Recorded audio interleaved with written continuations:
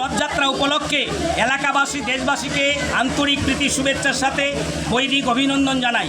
আজ পুটিমারি ১ নং গ্রাম পঞ্চায়েত অধীন কোয়ালিদহ গ্রামে সন্তান দলের বিশিষ্ট বেদকর্মী প্রফুল্লচন্দ্র দাসের দ্বিতীয় পুত্র নিতাইচন্দ্র দাসের দ্বিতীয় যমজ সন্তান আদিত্য দাস ও অরণ্য দাসের বালব্রহ্মচারী মহারাজের মতাদর্শে বিশ্বের সর্বশ্রেষ্ঠ শক্তিধর হাতিয়ার রামরান্না মহানামের মাধ্যমে কুসংস্কার মুক্ত অভিনব অন্নপ্রাশন অনুষ্ঠিত হতে চলেছে।